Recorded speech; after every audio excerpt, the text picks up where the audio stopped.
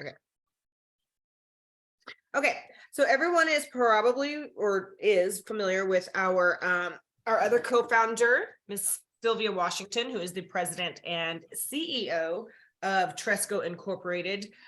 We have dubbed her our CEO since she has taken on that role with them a few months ago. I guess it's been several months ago now. And we realized we have two avenues that we want to present to with our female members or with our members. All of our members are female. We have our entrepreneurs and we have our professionals. And so I felt that we were lacking a little bit in providing for our female professionals, although there's a lot of information that does crossover. So I asked Sylvia if she would please take the reins on this, as she has, she has corporate climbed her way to the very top of what Tresco is over the last 16 or 18 years. 17 years on June 19th. Oh, it's your birthday and your work anniversary? Both. It's your work birthday. Work day. I'm gonna make something up. Okay. And we're gonna have a cake. Anyway, I thought it would be fun for her to share like that information, for this to be a very conversational space like all of our stuff, but something that's really, really concentrated on our female professionals. So we're gonna be talking about stuff from getting ready for annual reviews, leadership items. We have a whole list that she and I have gone through, but today, based on last month's quick introduction to this project, everyone was like, how do we deal with employees? And I think a lot of it comes from like a post-COVID world, or post coming back into the workplace. I think a lot of it is also working with millennials. But as someone who has not had employees in almost 10 years, I am going to let Sylvia take the lead on this. So yeah, and I try to name it like employee relations and all this like cute, like fancy stuff. And she's like, no, it's just dealing with employees. It's she's like, we're not going to fluff it. We're not going to, it is literally how you deal with people. And I was like, okay. So, well, because I didn't want someone to log on and be like, oh, we're going to talk about feelings and how we're going to relations. And I'm like, no, we're not. No, this is when they piss you off. This is how you handle it without having HR called on you. All right. So good morning, everybody. Thank you for joining us. And yes, last month, the hot topic that came up the most was dealing with employees. So I don't know if people just automatically have questions or scenarios, or if you just kind of want me to go into my spiel of things that I feel are my go-tos for dealing with employees. I'm open to what you guys want to do. You guys want to let her kind of start with her outline and then just kind of jump in as you guys have questions or comments? I'm seeing some hands. Yeah, that works. Yeah. And if you guys do anything on the chat, I'm paying attention to that. So, or if you're raising your hand. So go ahead. Where did you go, Sylvia? I'm here. I haven't gone anywhere. Stacy came up in my mail. I was like, damn it. Oh. Okay. So I'm going to mute, but yeah, I'll keep an eye out. But yeah, if you just go down your. All right. So in thinking about dealing with employees, I think of my go-to things that have made me successful most of the time in dealing with employees. I think the first thing is consistency is key.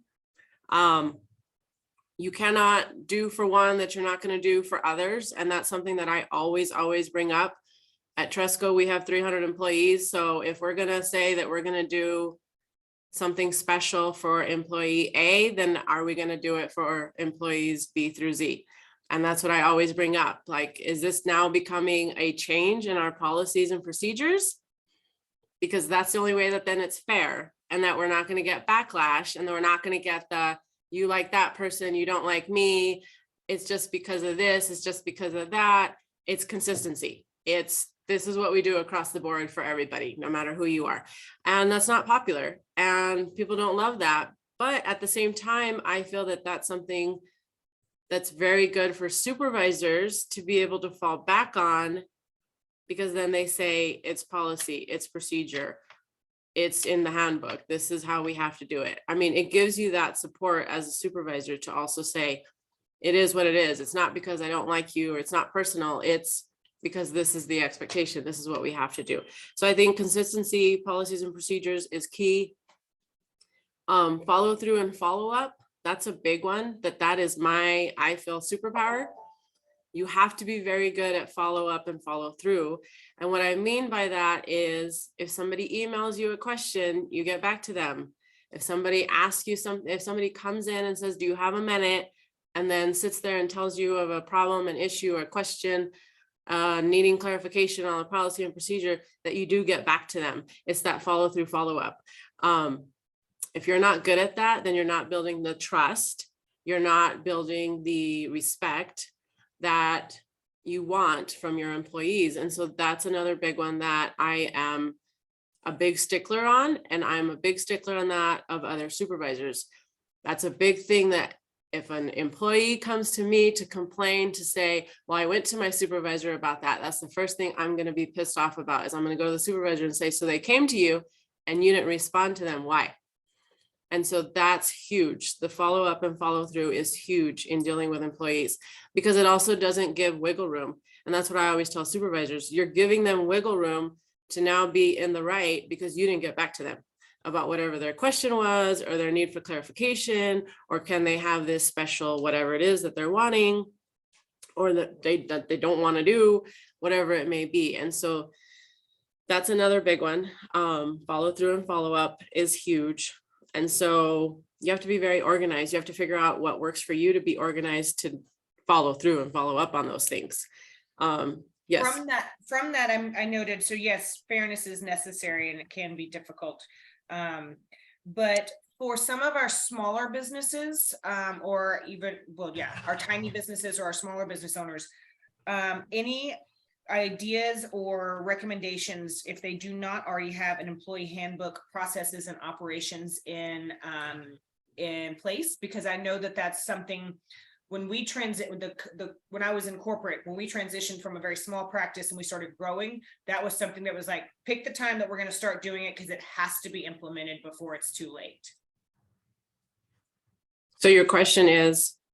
Well, I know that it can be daunting to build one. Do we know of any resources? Do we know of any ideas or ways to do it? Are there some key factors that we need to keep in mind? So luckily now, the good old Google has everything. So you can find tons of different samples and templates of handbooks, of policies, of procedures. There's tons of even things that, Department of Labor is going to tell you what you can and cannot do. EEOC, I mean, there's all those different things, but you're really just starting with the basics. And I heard Blazer talk about this the other day, like, what are your processes that you do day in and day out that makes your business your business? That's where you start. And then from there, a lot of times, it was just recently, my boyfriend has just become a supervisor. And so that's interesting, because then he kind of brings up stuff with me. And just recently he was like, I have to get everybody's expense reports that I supervise. And he's like, it didn't used to be like that. It used to be that they just submitted them directly. And I turned around and I said, you know why? And he's all, why? I was all, it became a policy or a procedure. I said, you know why? And he's like, why? I said, one person screwed it up for everybody. I said, and that became a policy. And he was like, why do you say that? I said, because if everybody used to all turn it in just directly, somebody screwed that up. And then that's when the company said, no, stop. It didn't work. And then they made a policy on it. I said, and that's why now you as a supervisor are receiving those. I said, I can guarantee you that's what happened. And so that's a lot of what's going to build your policy and procedure, is somebody will come up with a scenario, supervisor or employee, and you're like, oh, hell no, we're not doing that. And so then you build a policy around it. I mean, that's legitimately how you start building your policies and procedures. I mean, ours is a huge book of policies, and then we're going to divide it out into a handbook that we're working on right now. And that's a lot of where it's come from. It's come from the loophole that an employee looks for, or the supervisor reading a policy or a process and saying, but what if this, or what if that? And then we have to get stronger on our policy or procedure. Hey, Sylvia, one thing I would also bring up is, if you're not going to follow it, don't write it or put it in place. Because Correct. You're opening yourself up to so many lawsuits, regulations that you're not following, that kind of thing. So if you're going to stick with it, it's fabulous. Yep. But if you're not, don't do it. Correct. And that's really the big difference when Summer brings up, small businesses or privately owned businesses by, like family owned business. Like that's one thing that I'll say. And I mean, my employees listening, plug your ears. I always say that that's what's always kept me honest, is this isn't my business. This isn't Sylvia Washington's Tresco. This is Tresco that has exactly what Melissa just said. We have policies and procedures and a board of directors. And so we have all these expectations of how we must run business. I can't just walk into somebody's office and say, you know what, you irritate the hell out of me, I'm firing you. So again, like Melissa just said, if that's where you want to run your business, that it's the family business, and if it's not working out, I can just go to you and say it's not working out, then yes, policies and procedures and having a process for onboarding and offboarding and termination, that's not where it's at for you, because then yes, you are going to be legally bound, because someone's going to go and they're going to have a good case against you if you had policies and procedures and you're not following them.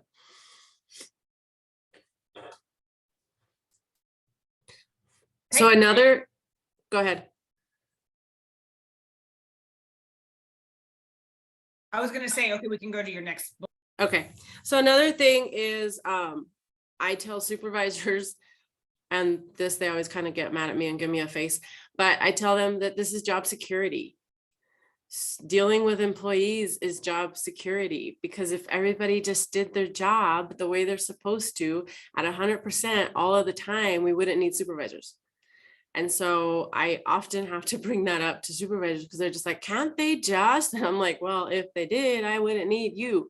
So keep that in mind. Like, that's why supervisors are in place, is to make sure that everybody's doing their job and what they're supposed to be doing, and meeting the expectations and meeting the quality and meeting the compliance. That's literally the supervisor's job. So when you're frustrated and when you're getting, kind of at your wit's end, remember it's job security as a supervisor. Like, that's the job you signed up for, is to make sure that the people below you are doing what they're supposed to be doing. And so I don't know if that's helpful or if that's frustrating for people, but to me, that's something I always remind people. Well, job security, you got to get busy, roll up your sleeves, got to work on your employees. The other thing on the kind of more getting into the touchy-feely millennial and younger side is flexibility. At Tresco, we're a nonprofit. We cannot always be competitive with wages that people can get elsewhere. And so I know that, I'm aware of that. And I make our supervisors aware of that. So that way we are thinking of ways that we can be flexible. We are thinking of ways that we can show our appreciation to our employees other ways besides their wage. That's actually one of the things that has kept me at Tresco for as long as I have been at Tresco. I'm a single mom, and I always have had the flexibility. I've always had the flexibility to take off and go to the Thanksgiving lunch and the such and such show and the talent show and the mom, I don't have practice today, you have to pick me up early.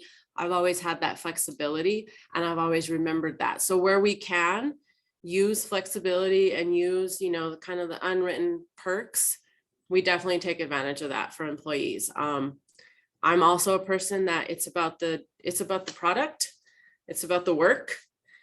I don't care if I don't see you on the dot at 8 a.m. walking in here. I mean, number one, because I'm never here at 8 a.m., but then that's not huge for me. I don't need to know that you're here at 8, you go to lunch at 12, you're back at 1, you leave at 5. To me, it's silly, because if you're able to do your job in less hours and I don't see you here all the time, but the work is getting done, there's no complaints, there's no concerns, then I'm not going to be a stickler on it. But if there are complaints, there are concerns, and I don't see somebody in the office all the time, then I start asking the questions. And so it is just giving that flexibility where we can and working with employees where we can. I think that's another big one that a lot of employees find respectable. I mean, all the way up to myself. I have always found it very helpful for me. I'll chime in on that, because although I agree with it now, I did used to work in private healthcare for an orthodontic company, and I oversaw about 100 employees before I resigned. And in that industry, punctuality was very important. Obviously, if we had patients showing up at 8:15, we had to have people ready in the chair at 8 o'clock. So I do know that what she was just saying, and I admire Sylvia greatly for it, because she is so modern in her, she's so not a micromanager. She is very, I mean, she's very good at, here's your space, I trust you to do it, I'm keeping an eye on you, and if I hear about it, then obviously there's going to be follow-up and stuff like that. But she gives you enough rope to either jump rope with or hang yourself. Like, so she's like, you either have a good time or we're gonna have a chat. And in her industry that works. But for some of us that were either in or currently in a more strict environment, I know that can be difficult. And although that's been 12 years since I was in that industry, I was 28, 30, and a lot of my employees were 19, 20, and 21. And so getting them there, they had to be in the building by 7:45. They were late at 7:50, and it was difficult because I was the person that had to go around and do the write-ups and everything. So have you ever had experience in that? And how would you I mean, if there's, like, I know if Cameron's on here, like if Sushi Freak, they got to be there when their shift starts, kind of deal. Yeah, no, I mean, that's one thing. I mean, in our policies and procedures, we have an attendance policy, because we do have positions that are just like what you're speaking about. Yeah. Unfortunately, their position specifically is sensitive to the time that they're supposed to be there or they're supposed to leave. A good example is our front desk administrative assistant. She's the one that opens the office. I'm not the one that opens the office. I'm not the one that closes the office. She is. And so it's one of those things that we have that very frank, real conversation to tell her, I'm sorry, I know it sucks that you can see people walk in anytime between 8 and 5 and leave anytime between 8 and 5, but your job specifically is to open the building, it's in your job description, and to close the building, it's in your job description. So that's what's important. But again, not to say that we don't give her flexibility outside of those things. If she needs to take a longer lunch, we'll work with her. If she needs to run errands and take a later lunch, we'll work with her. There's those kind of things that we will work with her, because we know we're counting on her to be there at 7:45 so she can open the office and stay until a little after 5 to close the office. And so it's just having those conversations. And so that also goes into job descriptions. That's a smart move. I was going to say, and we always had to have them sign their job description. Like, That's another big one. Yes. Yeah. Job descriptions is huge. And just like Melissa was saying about policies and procedures, it's the same thing. You took the time to write it. You took the time to have the employee sign it. You need to follow it. You need to look at it at least every few months, 6 months, and make sure that it's still current to what you're having the employee do, because that can also get you in trouble. Mm-hmm. If you have this whole job description of a person being an advertiser, a marketer, a recruiter, and then they're doing in-office supervision, you can't really hold them accountable to what they signed, because they're not, I mean, you can, but you're just going to have, again, legal issues, because that's not what you're having them do. That's not what they're doing. And so that's another huge thing too, is job description. And so for me, that goes in line with the consistency, the follow through, the follow up, the fairness, the policies, procedures. That's the thing for me. Like, I don't go after people because I don't like you, or I don't like your outfits, or I don't like the time you come into work or the time you leave. It's going to be all very black and white. It's going to be, you didn't follow a policy, you didn't follow a procedure, you're not following your job description, you're not meeting your job expectations. That's the stuff that I'm going to go after with people, because that is very clean. It's not subjective. It's not, I feel you don't work hard enough. Well, how do I quantify that? What's my work hard versus what's your work hard? But if it's on the job description that you're supposed to be doing all these things and you're not doing them, that's easier to say. You have 10 bullets on your job description. You're consistently doing 2. Where are these other 8? What's going on? I mean, that's, for me, that keeps it very clean. Yeah. And I will tell you guys for that, I had to write those as our company expanded. We went from 2 practices to 12 over the course of a couple of years. And I was the technical writer. It is a terrible, terrible job. It is not fun whatsoever. And then I'm also in the process of doing it right now for the association, getting that cookbook ready for as we expand into other locations. And the best thing that I can tell you is keeping active notes as you're doing it, and then you're scheduling time where you sit down and you hear this statement all the time, like working in your business and working on your business. This is the time that you're working in it. Right? Am I saying that right? Yeah, on it would be with clients. Yeah. So you're working in it, and it's better to just schedule like a few hours and knock out just have some tasks written out to do it a little bit at a time, because it can be extremely overwhelming. Tresco being a huge company and having been in business for 50 years, they've been building this stuff over the last half century. But while you're little, because it only gets worse. Yeah. Additionally, we have some benefits that we offer our employees. And this was something that, since I have Marcy on today, that Marcy and I had an extensive conversation on. We also, in addition to the flexibility and the perks type thing, we have benefits that we offer our employees that are kind of outside the medical, vision, dental. I mean, and one of our big ones is that I'm a huge supporter of is the EAP program. So the employee assistance program. And so we're able to offer that, and they're able to get free counseling sessions. And that's huge, because if people have stuff going on in their personal lives and their mental health is not working, I mean, it's going to carry over into work. And 9 times out of 10, that's usually what's going on when somebody isn't being successful at work, or all of a sudden they're starting to slip or whatever it is. And so that's something that I've always been huge. Like, as a matter of fact, a few years ago, it was brought up when we were reviewing our benefits. And it was like, is this something our employees really use? Is it really worth it? I feel like we could save some money and get rid of it. And I was one of the huge people that said, no, you need to keep that, because the EAP gives legal advice if they need legal advice. It gives them like 6 free sessions of counseling if they need that, for not only the employee, but everybody in their home. And that's huge, because for a mom, if her teenager is having problems, you can guarantee her mind is not on work. It is on that teenager that's having problems. And so that's huge. And that's something that I'm a big pusher of, that, when people are, if they disclose that they're struggling with something, that I'm always like, are you utilizing the EAP? Is your son utilizing the EAP? Is your daughter? It's a free service. Take advantage of it. You get like 6 free sessions of counseling for every single subject matter that you bring up. And so I'm like, and we don't hear anything about it as Tresco. It's not like we get a report of everything that Susie is talking about at her EAP. We just get that you had this many employees use the EAP program. That's all that we get. And so that's huge. And I really try to push that for our employees. The other thing that we do is totally an internal thing, is we have the mutual benefit loan fund.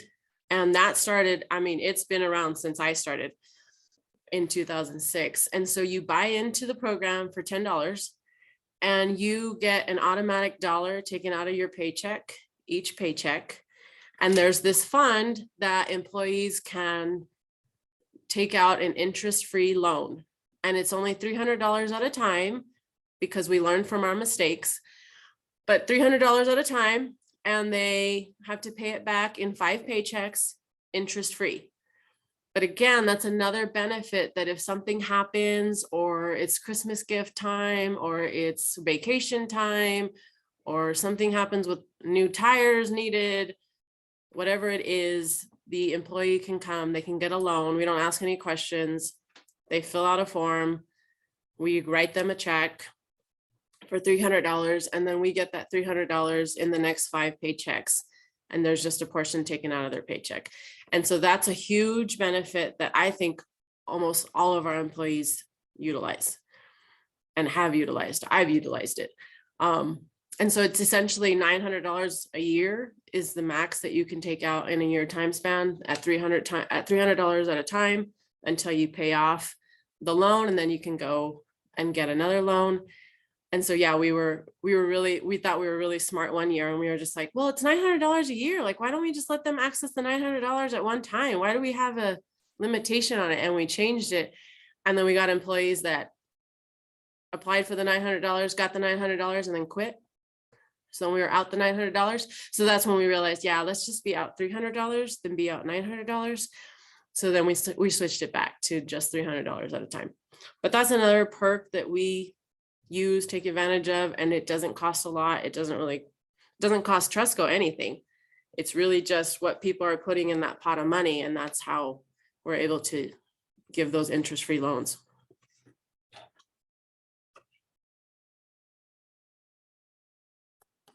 So do any of you guys have specific questions? I know that like I said, Cameron was excited to log on for this. I know Melissa was anxious for it. Do y'all have any specific like incidences that have been going on that you want to talk about?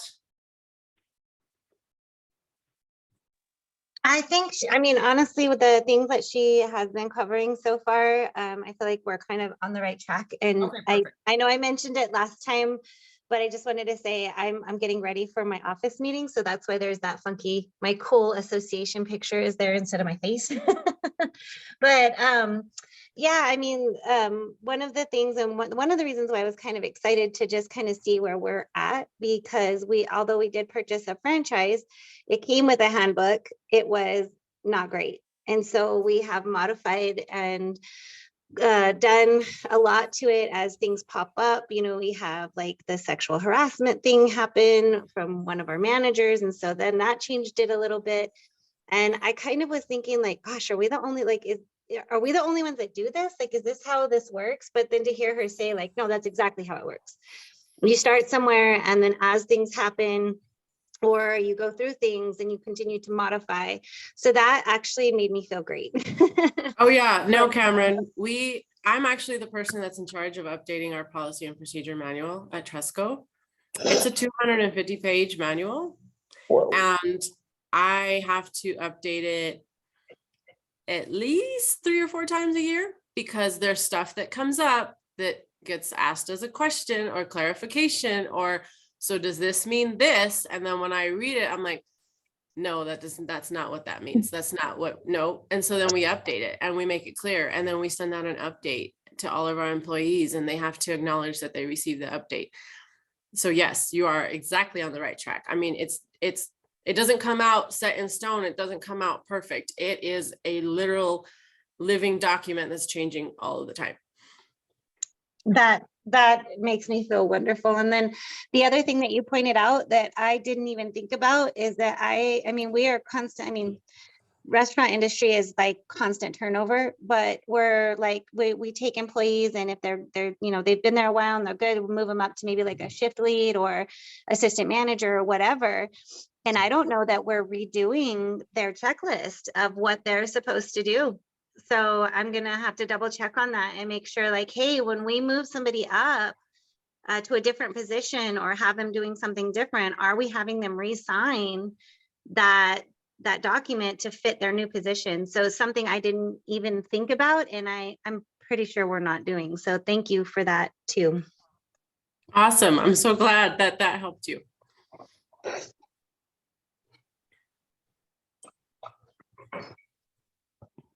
I was hoping we were going to hear some like horrendous employee stories.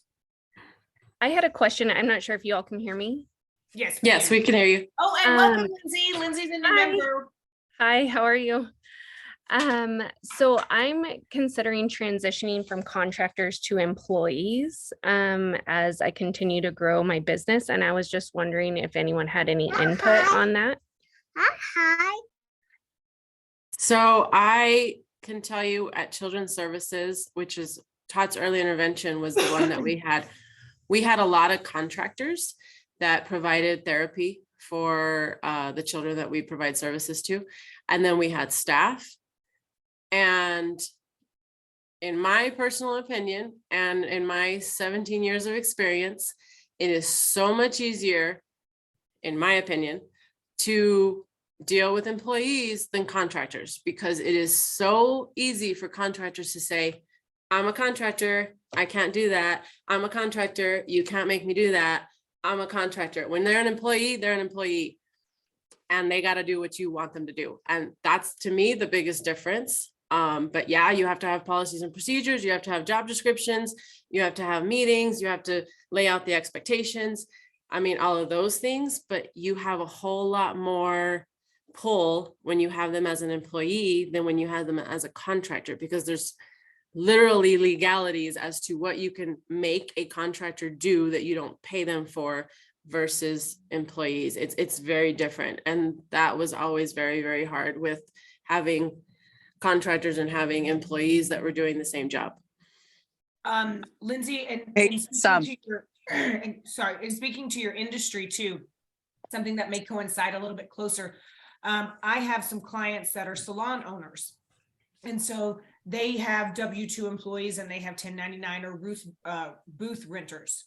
And so just hearing some of their trials and tribulations, they're like, first of all, from a financial standpoint, they make more money through their W-2 employees because obviously they're paying them a set wage. So they're making more as being the person that's taking on more risk. Their booth renters kind of come and go as their place. It's basically like subletting the little space. And so, yes, they can't control what the hours that they work, the days that they want to come in, except for when the business is open. So speaking to that time, to that part, an employee would make more sense, and it would be more, not frugal, what's the opposite? More advantageous to you. On the flip side of that, you do take on more financial burden as well, as far as your tax implications, payroll taxes, and that kind of stuff, as far as running them as employees and workman's comp and all that jazz. So it's one of those like pros and cons deal. But as far as having more control over your business, I would say that most people would agree that a W-2 gives you more of that opportunity. Okay, thank you. I think I'm just so fortunate that the contractors that I do have are absolutely amazing, but I know it's not always going to be that way. And then because I am new to the association, who would you recommend that I speak to in regards to like the tax information, W-2, all that good stuff? Jennifer Blazer is one of our co-founders, and she owns BBP Services.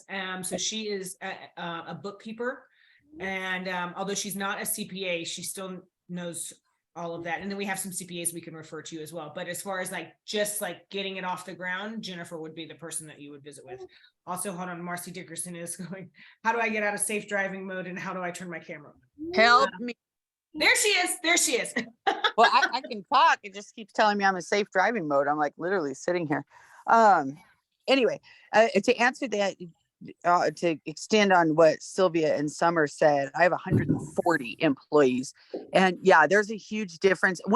There's all the legal differences which they've talked about and what you can require them and what you can't require them. But really, one of the biggest differences is the mentality of it, because when you have contractors, oh, I am my own business owner, I work for myself, and you're not able to do as much with them and get as much out of them, especially when you have issues with them, when you're into a disciplinary situation, or you're into a situation where they're not showing up on time, or they're not doing what they're supposed to, et cetera, you really do have an issue if they are a contractor. If they work for you, thus they are an employee, then it tends to be your position as supervisor and boss just tends to be a little more cleaner, and you tend to get a little better results in getting, what you want done. That was all. Thank you guys so much. Marcy, while you're on, do you want to speak real quick to what the excuse me, what the federal employee crap that just came out was with the 1099s versus W-2s? The labor law shit that I don't know. No, okay. There was I don't mean no, I don't speak to, I do not know it, because I don't have any real 1099 employees. I know that some of it is, if you are going to have a contractor, they have to work for somebody else as well. Like, you can't have a contractor just. That's what it was. Yeah. You can't have, so if someone is a 1099 employee, like I can't, if, for example, if I had a cook and that cook worked for me part-time in La Posta and somebody else, then they could be a 1099 employee. But if I had a cook that just worked for me, they could not. So there's a lot of pieces to it. The other thing that, a lot of people will come in and they'll be like, oh, I want to be a 1099 employee. And something that we have to remind them of is a 1099 employee, they are then responsible for paying the Social Security taxes and all the other taxes. If they don't pay those, I do believe the Department of Labor can come back to you. I just got done with a hell of a Department of Labor audit. And let me tell you this, if any of you guys, in the restaurant business or anything else, I thought like we were clean. I wasn't worried. My accountants do payroll. We don't pay cash. We pay everybody overtime. Everything's computerized. I mean, I was not scared. I thought we were solid. That bad boy cost me $300,000 and I had to write those checks within 90 days. And what we got nailed on, you guys are going to love this. We got nailed on because we tipped our kitchen out. $27,000 of tips, of tip share went from the serving staff who make like $50 an hour, from the serving staff to the kitchen who, at this time made like $10 an hour because the audit period was 2019 to 21. $27,000 went from the wait staff to them, and it ended up costing me $300,000 because I had to go back and pay every waiter that had worked for me for 2 years, not currently worked for me, had worked for me, every waiter who received, servers wages, which is like $4. I had to go back and pay them minimum wage. So I had to pay them $6.40 per hour for every hour worked for every server that worked for me for 2 years, and 300 grand was what it cost. And I had 90 days to pay it. So, one thing I will say is if you are going to have employees, I did not know is not a defense. I tried it. It's also not a defense. Tried that too. But, make sure and I had an accountant that doesn't work either. So make sure, depending on what you're doing, that you don't have to read the entire Department of Labor handbook. There are just certain parts that matter that apply to you, but make sure you research them because your accountant doesn't know. A lot of these people don't know. And, like the way that you calculate server overtime is way different than what our accountant did. It's different than what QuickBooks does. Like the way that we have to pay for tipped wage overtime is completely, like QuickBooks can't even do it. We had to insert a different line into QuickBooks to get it to calculate our server overtime. So, it's just one of those, make sure that you are doing the research because it's really expensive if you're not. My mouth is hanging open right now. Holy cow. Who was your auditor? He was actually a wonderful guy. His name was Jesse. He's the one that, and like, I knew the minute that they nailed, what was that? What was the restaurant that got nailed and it was in the paper? Cholitos guy, Chachi's. Chachi's. The minute they nailed Chachi's and they had it in the paper, I knew they were coming for us because in the paper it was like, if you feel that an employer is mean to their employees, click here. Yeah. Right? All my epically devoted haters. So I knew they were coming. But yeah, it was Jesse Lopez, I believe was his last name. He was actually very gracious. He was fine. And, it came down to it, like when we were done, I called my attorneys, of course, first thing, and they said, look, there's nothing we can do during the audit. Just wait. And then when you find out, we can either fight it or not. But when we were done, it was like, okay, well, here's what you have to pay. And I had to pay it to the employees. Like it went to the employees. Now, don't get me wrong. So there's $320,000 total. $214,000 went to the employees. $100,000 went to the government in the form of taxes. So there was a purpose for this, right? But yeah, he was actually really kind. And, he came down and he's like, look, you can call the attorneys and we can go fight it. And, they have all these things they do if they've got to go to court. And he's like, and, but here's the rules. And he highlighted them and he handed them to me. And, it says you cannot tip non-tip eligible employees, and you cannot force a tip share for non-tip eligible employees. And, I'd never looked at it. I did it from when we started because I wanted everything, everybody needed a piece. Everything needed to be cohesive because the waiters who are making $30 to $50 an hour, they don't have any control over the food. So this way, those boys in the kitchen, had a buy-in. They wanted to make sure the food was good, all that stuff. Yeah, no. So then the expensive part, let me tell you guys about the expense. That was one expense, but let me tell you the long-term expensive part. The long-term expensive part was my kitchen was averaging $1 to $1.25 additional wages and tips. Well, you take those tips away, what do you think happens? So I had to give everybody in the kitchen across the board $1.25 an hour raise to make up for the wages that they just lost. Wow. And you are right too about like knowing, because that's my biggest frustration is that there are no classes that the state gives on wage and hour and under like payroll, these little payroll nuances that are so easy to miss. There's no class, no seminar, no YouTube webinar, nothing. They say, read the documents. They're all online. And the other piece of it, just so you guys know also, is so the difference between the State Department of Labor and the Federal Department of Labor changed during COVID. Before COVID, a small business was anything under 100 employees. During COVID, they changed it to a small business is now only 50 employees. Now that's not in your company. That's tied to you. So like I have 4 companies. So my 50 would be spread among the 4 companies, right?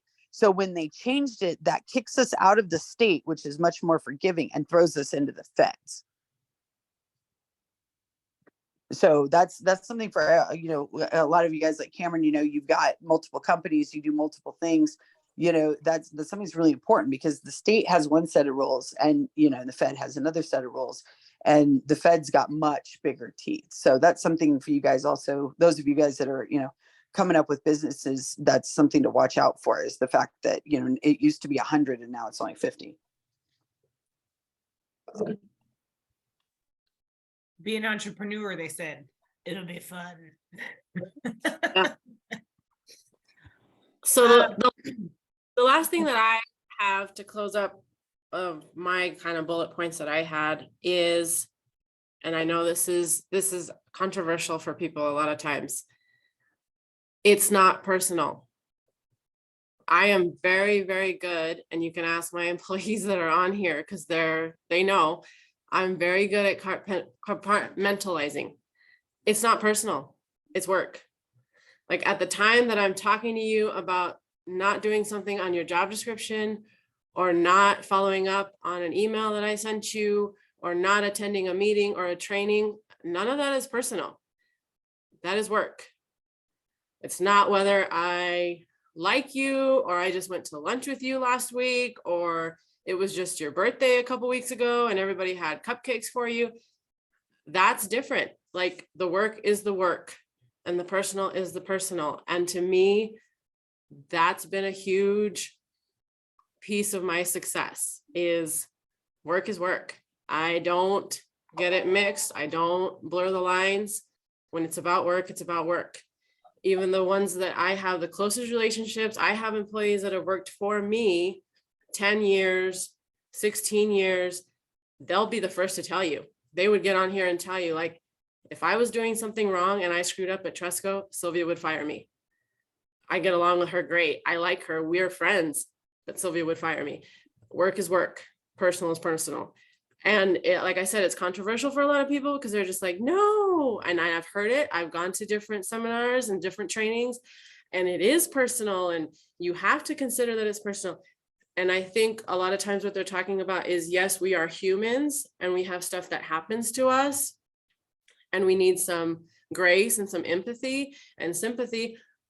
But when the work is the work and it's not getting done, that's what I'm talking about, is that's not personal. I'm not coming and talking to you about it because I don't like you. It's because you're not doing the job. And that's the big piece that of my bullet points that I would close with. And that's been a huge success for me, is that it's not because I like you or dislike you. You're my favorite. You're not my favorite.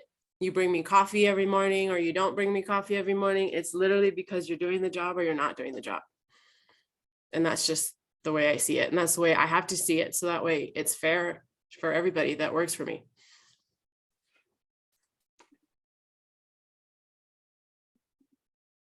Oh, come on. Some of y'all have something to share on that. Sylvia, do they bring you coffee in the morning? I need that. No, She doesn't I drink don't. coffee. I don't drink coffee. See, there you go. Okay, well, to whoever Sylvia's employees that we're gonna bring her coffee in the morning, I will totally take it. Like, I will take the bribe. Coming your way. I will tell you a funny story. So my biggest problem, one of them in the office, is what people eat because it smells my office up. So I had to step away for a couple minutes because they were like, Melissa, come here. And I walked in, I was like, what is that smell? Hard-boiled eggs. When they eat hard-boiled eggs in the morning, and I'm like, they had it as a joke this morning because they brought in hard-boiled eggs to see if I'd smell it. And so I walked in, I was like, it smells like ass in here, you guys. What is that? But it's funny because it's also, employee stuff is like we're together a long time and you have the air conditioner and the heater. And I mean, sometimes people have smelly body odors or feet or perfumes or all those kind of things too, that you have to deal with, that you are like, okay, these are the things. I mean, I'm more just direct and be like, look, but I mean, I know there's other people that also, it's really hard for them to have those conversations Yes. with people Yeah. too. And so you're probably a pro at it at this point, especially with as big as your office is. Yeah, no, for sure. But I think you brought up a really important point, Melissa, that I forgot, is it's also good for people to know where you come from. Like I'm very open to tell, like when I get a new person that I'm going to supervise, I have an individual meeting with them. And I ask them questions like, how do you like to be supervised? How do you like to receive feedback? What's your favorite mode of communication? Like, are you a person that wants to talk on the phone, or you want to get a text, or you want me to email you? Like, what do you want? But then I also share me. Like, Marcy's saying, like, who brings Sylvia coffee? You can bring it to me. Like, that's one of the first things I always tell people that I supervise. I'm not a morning person. So if you're like, I'm going to pick on one of my people that's on here. If you're Stacy Allen, who is always in a good mood and always up and like, good morning. Like I needed to tell her right away, like, I'm not a morning person. So if you're going to come to my office first thing in the morning and be like, good morning, how are you doing? All you're going to get is a good morning. I'm good. Until like maybe 10 or 11. And then I'm less like that. And to me, I'm very aware of myself to tell them that. So because I don't want them to take that personally and think Sylvia's mad at me, or I must be screwing up, or Sylvia doesn't like me. It has nothing to do with that. I'm not a morning person. I need that time to transition from being in my bed, comfy under the blankets, to now having to be at work. I just need that time. And maybe it's because I'm not a coffee drinker. I need that time to transition. And so I give that information to people. I say my mode of communication that I prefer is text or email. I don't like getting calls because chances are I'm in the car, I'm in a meeting, or I have somebody in my office and I can't answer your call. But if you text or email me, I'll respond to you. And it's a lot quicker. And that's just my preference. So I'm very also transparent with saying, me as this human person, these are kind of my things too. So that way you don't take it personally. You don't think there's something wrong. This is just me also. And I take that opportunity to learn of them as well. And so I think that is something that I did forget in my little mode of dealing with employees, is to let them know of my human side too. And yeah, like I'm not a morning person. I'd prefer if you text or email me, please don't call me, like those kind of things. And I feel that just lets people know where you're coming from and not take it personally again, that it's just about the work stuff. And just to, I got my camera working. Yay. You sure did, and you're right side up. I was for a minute, I upside looked at down. you. I saw you upside down. And I totally, I appreciate that, because Sylvia is a person, but she's also the CEO. She's also my supervisor, but the communication goes both ways. We need to understand each other because it's a partnership to get the job done. So I've really valued that, because I've had supervisors that are just closed off. It's my title, just respect me. Don't want to tell you why, not why I do things. You just need to work hard for me. So it's nice to have that open communication and to relate to each other, because you need a vibe, or otherwise it just won't work, or to work on how you need a vibe. Thank you, Stacy. Mm-hmm. And I don't like- talk to I her early in the personally- morning. I personally like that Stacy described me. She goes, Sylvia is a person. Yeah. I know a lot of people don't think so. I think a lot of people But don't. you are real. You are human. She is a human person. Just in case. All right, well, ladies, we are coming up. We got about 7 minutes left. Is there anyone else that has any tidbits of information, any last minute questions, any other funny stories? I mean, I could tell you. Trying to think if there was any that I can remember. And also, if there's a topic you guys want to discuss Or next yeah, or month. topic in the future. I mean, I can tell you, I had people, some of the things I've had people call in for, but I won't even get started on that. But Okay, I can tell you a funny, let me tell you a real quick funny story about calling in, because you just reminded me. And it ties into Stacy having to say that I am a person. I have an employee that she's worked for me for 16 years. And I had to be told by a different employee, because she confessed to him, that I needed to text more than okay when people texted me stuff. And I was like, why? And he was like, well, people don't know how to take your okay. And I was like, it's okay. Like, what more do I need to put? He's like, put an exclamation point, put a smiley face, put a thumbs up. He's like, put something else. I'm like, why? Like, explain to me why okay is not okay. Like, please. And he was just like, okay, so the other day when Susie called in, you responded okay. And she didn't know how to take that. She didn't know if it was like, okay, or okay. So she came in, even though she was sick. And I started laughing. I was like, I literally said, she said, I'm going to be out sick. And I texted and I said, okay. Why did she come in? He's all, because all you said was okay. You need to say more than that. And I'm like, oh my God. So I pick on her now because we worked together for so long, and I pick on her about that. But that is like that piece that I had to learn. Okay, I can't just text okay because it throws people off. So I go, okay, sounds good, or okay with an exclamation point, or okay with a smiley face, or okay, hope you feel better. And everything is right in the world. But when I just text okay, people don't know how to read it and they freak out. And that was my funny story about calling in. I think it's kind of funny because texting is so rough sometimes. We actually deal with that more on the real estate side of things because I communicate primarily with my clients through text. And it is very, very interesting how a really simple little response can get you into so much trouble. Yes. Yeah, it happens a lot. I it's actually had you know, oh, go. I'm sorry, Sylvia, but I was just gonna say one thing that it popped in my head. There was someone that was mentioning about going from subcontracted to employees. And I'm sure this information they already know, but just remember that those payroll taxes, there's some of that that does come out of your own pocket. So make sure you research that well enough. That's when we had just our home inspection business, we had some subcontractors working for us, and we looked at that transition from subcontractor to employee.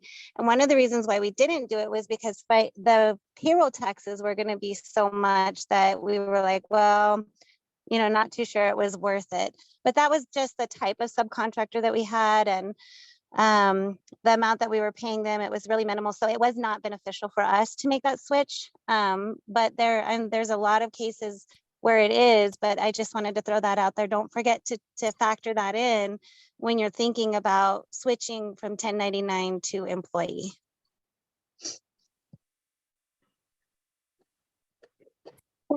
that's a good piece of information.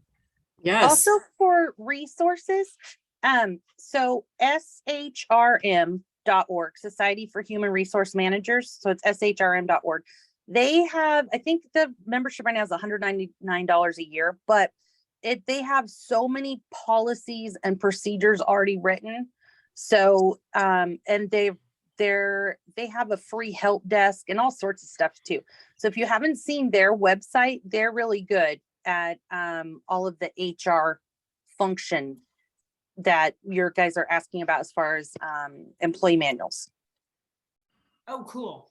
I know that Tammy Gray used to be a member with us, and she now travels too much to do so. But I know that she does that for small businesses where it's like an a la carte thing. And I believe that's part of it.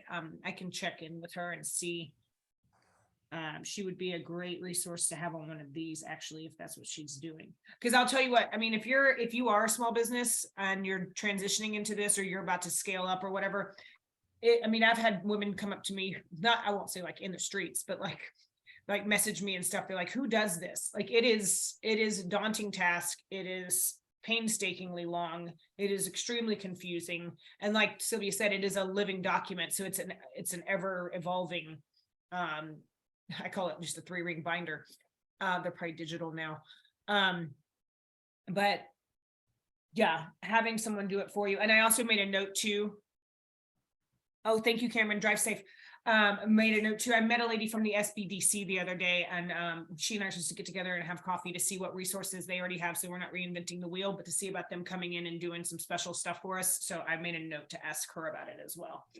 Because this could be a whole, And you do have, resources just here within the association. Melissa is a part of SHRM, and Yes. Tiffany is a part of SHRM, and I'm literally the person, and Casey, and I'm literally the person that writes our policy and procedure for 300 employees that are throughout the state of New Mexico. So if you wanted to like sit down and be like, look at my policy and procedure, am I on the right track? I would be more than willing to do that. I mean, it would be a breath of fresh air to not read mine and read somebody else's. So we need to get you a novel. You need to read some 50 Shades of Grey. If you're like, let me read your operating manual. So I would be more than willing to meet with somebody and go over that stuff, or That's a even great- questions. Yeah, I mean, you have resources within us. And also that reminds me that in the near future, we're having, we're trying to coincide their calendars, but Melissa Casey, who owns Hey Pretty Lady, also has like 20 years of human resources. And then Tiffany, we're trying to get all 3 of them to come on and do just an HR Q&A through Training Tuesdays.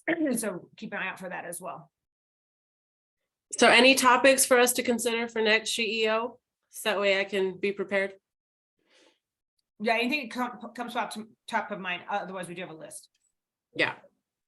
I always love anything personal organization, personal development, anything that involves, I don't know, it's like your personal color coding, filing, whatever. I know Summer, you love that stuff too, but anything, I'm always open for anything like that.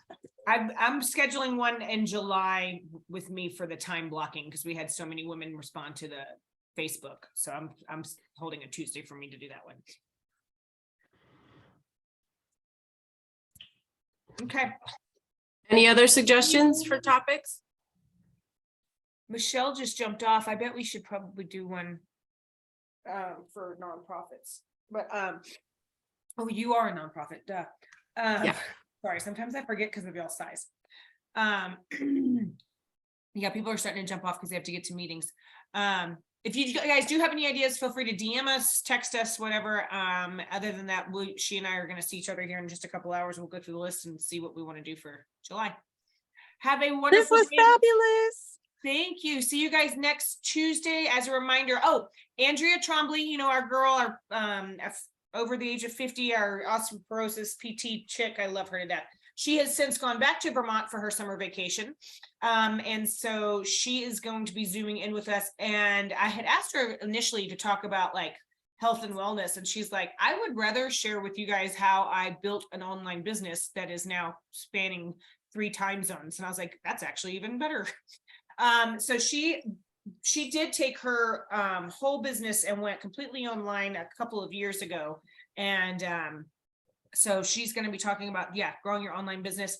And then the following Tuesday, we have Precision Mortgage coming on to talk with us about reading your amortization schedule for your home loan payoff, as well as cash out refi options, which we've had a lot of ladies ask about. And piggybacking off of that, the last Tuesday of this month, we have Taryn from Citizens coming on to talk to us about the pros and cons of HELOCs versus lines of credit utilizing your home. She actually just did a HELOC. No, she just did a line of credit for another client of mine who's doing a kitchen remodel. So just giving you guys some ideas of some resources that you have within the equity of your homes. So just make notes of those, and then we'll see you guys. Oh, big announcement. Sorry. We are going to have a party. I'm making the promo today or tomorrow. June 21st. Belinda Mills is the new, she's the new publisher of the Bulletin, but she's returning to Las Cruces. She was with the Sun News for several years. So we are partnering with the Bulletin to host her welcome back happy hour. We're doing that on the 21st at Game 1. And then she is also, we are doing Expert Power Hour in July. So our relaunch into July, and you guys will get this all in an email and everything, but our Expert Power is supposed to be July 5th. Obviously, with that being the day after the 4th, not really ideal because of travel. So we're going to move it to the 12th, and Belinda will also be our Expert Power Hour speaker. So all of that will be coming out in an email, but just so if you guys wanted to mark your calendars. But anyway, all right. It's now 10:04. I love you all. I'm going to stop recording. And we'll see Yes, you. I was going to ask you to stop recording before we shut it off, but thank you. Thank you all. Are you sure? Thanks. Have a great day.